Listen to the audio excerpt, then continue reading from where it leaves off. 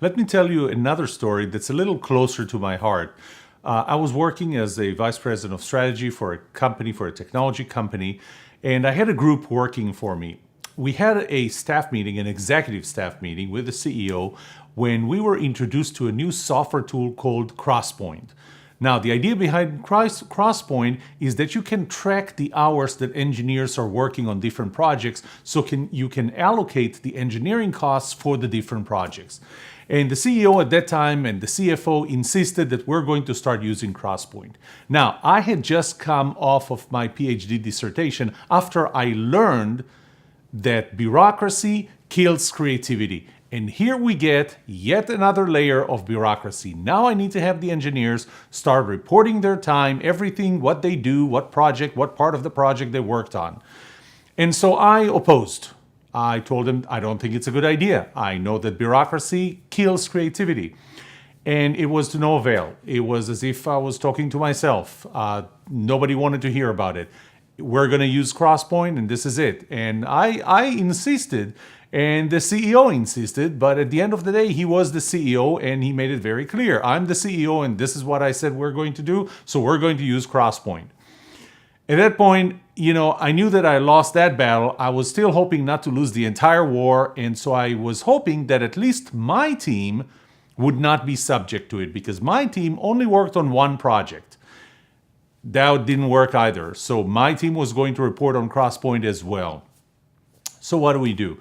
About 2-3 months later, the budget manager for the entire company started coming to our staff meetings just to report how the employees reported their time on Crosspoint and how do we have time allocations and engineering allocations. Well, every time he would start, when he starts his report, he would start complaining why the different general managers and vice presidents could not make all their people report their time on Crosspoint on time. There were always a few laggers that, would not do it on time, and why can't you just make sure that they do it on time? That happened for about 2-3 times, and then one day, as he starts, telling everybody why their employees are not doing it on time, he looks at me and he says, Yoram, I have to ask you, you were the one person who really, really objected to using Crosspoint. You really wanted to get your employees off of using Crosspoint. Yet, somehow, your team is the only team that reports on Crosspoint on time, every time. How do you do that? I mean, you're the one who made me, he told me that I made him feel uncomfortable in that meeting when I objected to using Crosspoint that fiercely. So I told him, it's a good question. Why do my employees do it on time? Why don't you ask them? I'll tell you one more thing. If you check your report, what you'll see is that my entire team reported their time within the same 30 minutes. So he looks at his report and he goes, yeah, you're right. So how does that happen? And I said, go ask them, but I can tell you what they're going to say. When you ask them, how come you all reported your time and into Crosspoint at the same time, they're going to say, wait, what's Crosspoint?